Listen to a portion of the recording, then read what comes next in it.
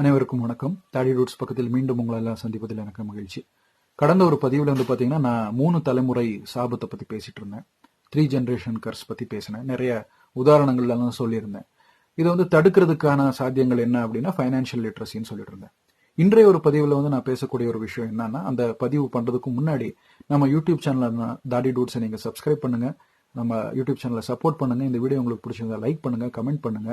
இந்த வீடியோஸ் எல்லாம் கூட உங்கள் ஃப்ரெண்ட்ஸ், ஃபேமிலிஸ் எல்லாருக்கும் இந்த வீடியோஸ் எல்லாம் ஷேர் பண்ணுங்கன்னு சொல்லிட்டு இந்த ஒரு பதிவை நான் வந்து ஆரம்பிக்கிறேன். ஹெச்யூஎஃப் அப்படின்னா என்ன? ஹெச்யூஎஃப் அப்படின்னா ஹிந்து அன்டிவைடட் ஃபேமிலி. நம்ம தேசத்தில் வந்து பார்த்தீங்கன்னா இது வந்து எல்லா ஹிந்துஸும் வந்து இந்த ஃபெசிலிட்டிஸை வந்து அவைல் பண்ணிக்கலாம். ஹிந்து அன்டிவைடட் ஃபேமிலின்றது இது ஒரு பிரத்யேகமான அக்கௌண்ட்டாக இருக்கும். இந்த அக்கௌண்ட்டுக்கு பிரத்யேகமான பேங்க் அக்கௌண்ட் கிரியேட் பண்ணணும். அதே போல் ஒரு பேன் கார்டும் கிரியேட் ஆகிட்டு வரும். ஹெச்யூஎஃப்னால ஆகக்கூடிய லாபங்கள் என்ன, அதுக்கு ஆகக்கூடிய பாதிப்பு, சாதகம் பாதகத்தை பற்றி நம்ம தெளிவாக இந்த ஒரு பதிவில் தெரிஞ்சுக்கிறதுக்கு முயற்சி எடுப்போம். பொதுவாக வந்து பார்த்தீங்கன்னா சொத்தை வந்து சேர்த்து வச்சுட்டாங்க. நீங்கள் பார்த்துருப்பீங்க, பெரிய பெரிய பணக்காரங்களாம் சொத்தெல்லாம் சேர்த்து வச்சிருக்காங்க அப்படின்னா அந்த சொத்தை வந்து கண்காணிக்கணும், அதை வந்து பத்திரமா காப்பாற்றணும், அடுத்த தலைமுறைக்கு அதை அந்த சொத்தை வந்து கொண்டு போகணும். அப்படின்றப்போ பார்த்தீங்கன்னா நிறைய சிக்கல்கள் உருவானதுக்கான சாத்தியங்கள் இருக்குது. இதை வந்து தடுக்கிறதுக்கான ஒரு வழியே வந்து பார்த்தீங்கன்னா ஹெச்யூஎஃப்னு சொல்லிக்கலாம்.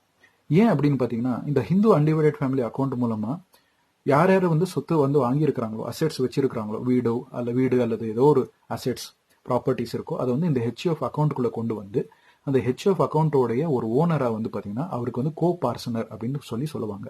அந்த ஒரு குடும்பத்தில் யார் தலைவராக இருக்காங்களோ, குடும்ப தலைவர் தான் கோ பார்சனராக வந்து கருதப்படுகிறது.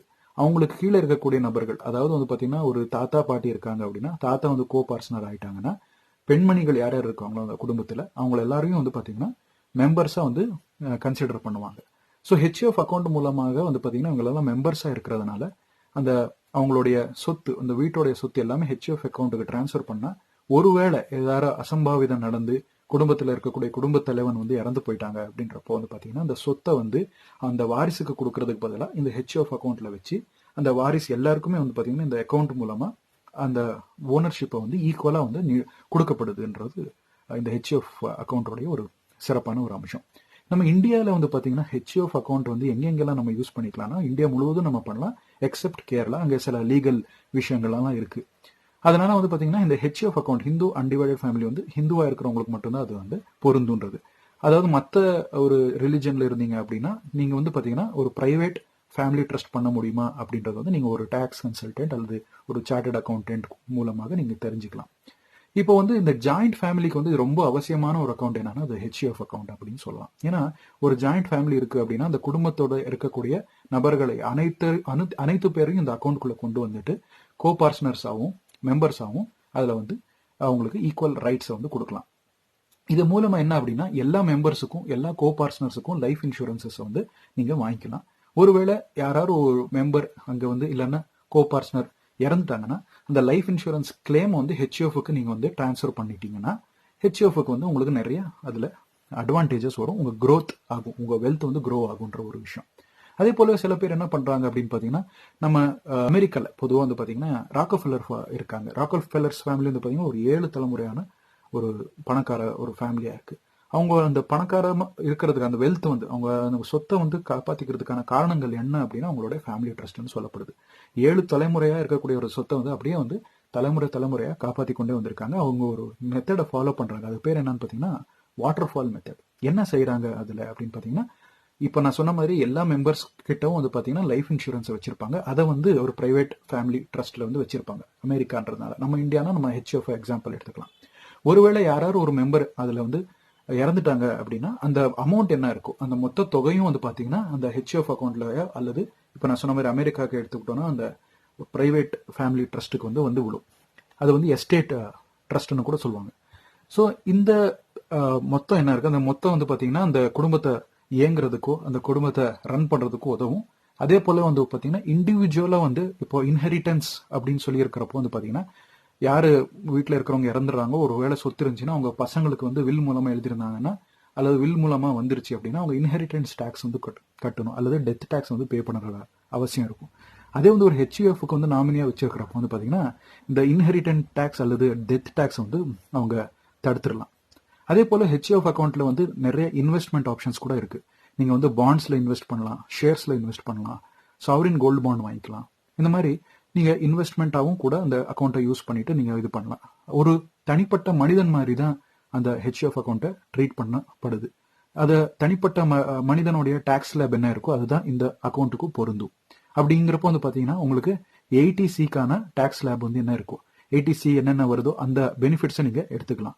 80Dயோட பெனிஃபிட்ஸும் நீங்க எடுத்துக்கலாம். அந்த மாதிரியே இந்த அக்கௌண்ட் வந்து ரொம்ப எஃபிஷியண்டா நீங்க அதை வந்து பயன்படுத்திக்கலான்ற ஒரு விஷயம். அப்புறம் இந்த ஹெச்யூஎஃப்ல நான் இப்ப சொன்ன மாதிரி லைஃப் இன்சூரன்ஸை வாங்குறாங்க அப்படின்னா ஒரு 3 வருஷம் 4 வருஷம் பிரீமியம் கட்டி அந்த லைஃப் இன்சூரன்ஸ் மூலமாக நீங்க என்ன பண்ணலாம் அப்படின்னா கடன் கூட வாங்கிக்கலாம். கடன் வாங்கிட்டீங்கன்னா அந்த கடனை வச்சு நீங்க தொழில் பண்றதுக்கோ அதாவது உங்க குடும்ப ரன் பண்றதுக்கோ குடும்ப செலவுக்கோ அதை வந்து பயன்படுத்திக்கலாம். அதுக்கு வந்து வட்டி கட்டணும் கண்டிப்பாக, ஏன்னா கடனுக்கு வந்து வட்டி இருக்கும்.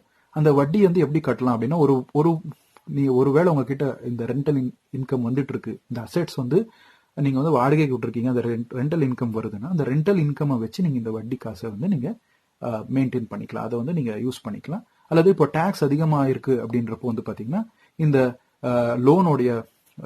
லோனை வந்து நீங்க காமிச்சு கூட அந்த எக்ஸ்பென்சஸா நீங்க காமிச்சு கூட நீங்க டாக்ஸஸை அப்படியே வந்து ரெடியூஸ் பண்ணிக்கலாம். எக்ஸ்பென்சஸ் அதிகமா இருந்தா உங்களுக்கு வருமான வரி கட்ட வேண்டிய அவசியம் இல்லை. அதனால கடன் நீங்க எவ்வளவு அதிகமா பண்றீங்களோ அது வந்து good tax bad tax good loan bad loan சொல்லுவாங்க, குட் டெட் பேட் டெட், அதுக்கேற்ற மாதிரி நீங்க மேனேஜ் பண்ணீங்கனாலும் கூட டாக்ஸ்ல வந்து உங்களுக்கு நிறைய தள்ளுபடிகள் வந்து கூட கிடைக்கும். அப்படிங்கிறது அதை மாற்றுக்கிறதே கிடையாது. இது யாருக்கு வந்து இது வந்து ஒரு டிஸ்அட்வான்டேஜா இருக்கும் அப்படின்னு பாத்தீங்கன்னா, இப்போ ஹெச்எஃப்ல வந்து ஒரு குடும்பம் எல்லாருமே வந்து இந்த அக்கௌண்ட்ல வந்து இருப்பாங்க. ஸோ பொதுவாக வந்து பாத்தீங்கன்னா புதுசா வந்து குடி வந்திருக்காங்க ஒரு பெண்மணி அப்படின்னு சொல்லி அவங்களுக்கு வந்து குடும்ப வாழ்க்கை பிடிக்கல, அவங்க வந்து தனித்தரமா போகணும் அப்படின்னு ஆசைப்படுறாங்க, அல்லது தனி குடும்பமா போகணும்னு ஆசைப்படுறாங்க, அல்லது வந்து பாத்தீங்கன்னா அந்த பெண்மணிக்கு வந்து குடும்ப உறவு வந்து அவங்களுக்கு சரியா தோணலை, அதனால அவங்க டைவர்ஸ் பண்றாங்க. அப்படின்றப்போ வந்து பாத்தீங்கன்னா இது ஒரு பெரிய சிக்கலா வந்து முடியும். ஏன்னா எல்லாருக்குமே வந்து பாத்தீங்கன்னா ஈக்குவல் ரைட்ஸ் இதுல கொடுக்கறதுனால நிறைய லீகல் காம்ப்ளிகேஷன்ஸ்க்கு வந்து உருவாகிறதுக்கான சாத்தியங்கள் இருக்கு. ஆனா பொதுவாக வந்து ஒரு குடும்பம் நல்லா இருக்கு, அந்த குடும்ப தலைவர் வந்து பாத்தீங்கன்னா அந்த குடும்பத்துல இருக்கக்கூடிய நபர்களுக்கு வந்து பைனான்சியல் எஜுகேஷன் நல்லா கொடுத்துருக்காங்க, பேர குழந்தைங்களுக்கு வந்து பாத்தீங்கன்னா இதை பத்தின தகவல்கள் கொடுத்துருக்காங்கன்றப்போ வந்து பாத்தீங்கன்னா எல்லாருமே வந்து ஒரு கூட்டு குடும்பமா இருந்தாலும் கூட ஒரு எல்லாருக்குமே வந்து பாத்தீங்கன்னா சமமான உரிமையோட அவங்கள வந்து வளர்த்திருந்தாங்க. அப்படின்றப்போ பணக்காசுக்கு சம்பந்தப்பட்ட தகவல்களை வந்து தெரிவிச்சிருக்கிறாங்க. அப்படின்றப்போ வந்து பாத்தீங்கன்னா எந்த விதமான பிரச்சனையும் உண்டாகாது. ஆனா சொல்ல முடியாது, வாழ்க்கை எப்போ வேணுமாலும் புரட்டி போடலாம். அதனால ஹெச்எஃப் அக்கௌண்ட் வாங்குறதுக்கு முன்னாடி இதை கொஞ்சம் கவனத்துல வச்சுக்கோங்க. உங்க குடும்பம் நல்லா இருக்கணும் அப்படின்றப்போ உங்க குடும்பத்துல எல்லாருமே வந்து பாத்தீங்கன்னா நல்ல சிந்தனையோட ஒற்றுமையோட இருக்கிறாங்க அப்படின்னா நீங்க வந்து ஹெச்எஃப் முறைக்கு நீங்க போகலாம். இது வந்து பாத்தீங்கன்னா வட மாநிலங்கள்ல நிறைய வியாபாரிகள் எல்லாருமே வந்து பாத்தீங்கன்னா பிசினஸ் மேன்ஸ் எல்லாருமே வந்து பாத்தீங்கன்னா இந்த ஹெச்எஃப் அக்கௌண்ட்டை தான் வச்சிருப்பாங்க.